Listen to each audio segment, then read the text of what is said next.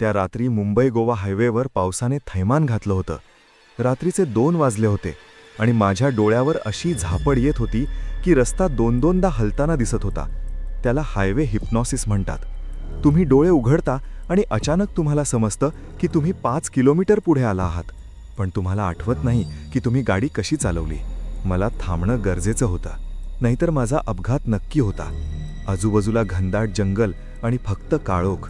तितक्यात मला तो जुना गंजलेला बोर्ड दिसला. पुढचे 70 किलोमीटर पेट्रोल पंप नाही. त्या बोर्डचा लाईट लुकलुकत होता. मला हायसं वाटलं. मी गाडी इंडिकेटर देऊन त्या कच्च्या रस्त्यावर वळवली. तो पेट्रोल पंप एखाद्या खंडरासारखा होता. 2 जुने पेट्रोलचे युनिट्स आणि मागे एक छोटं दुकान. दुकानातला पिवळा लाईट पावसाच्या धोक्यात एखाद्या डोळ्यासारखा चमकत होता. मी गाडी लावली आणि धावत त्या दुकानात शिरलो. आतमध्ये एक विचित्र वास होता, जुन्या टायर्सचा आणि उदबत्तीचा. काउंटरवर एक बाई बसली होती. साधारण 50ची 60ची असेल. कपाळावर मोठं कुंकू, हिरवी साडी आणि चेहऱ्यावर प्रचंड थकवा. तिनं माझ्याकडे पाहिलं आणि ती हसली. ते हसू खूप ओळखीचं वाटलं. ये बाळा, भिजलास ना पूर्ण? इतक्या रात्री या रानात काय करतोयस? रस्ता चुकलास का?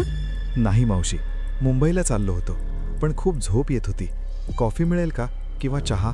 अरे कॉफी काय, गरम आलं घातलेला चहा देते. आणि वडापाव सुद्धा आहे, ताजा आहे. बस तू, दमला असशील. तिचं बोलणं ऐकून मला माझ्या आईची आठवण झाली.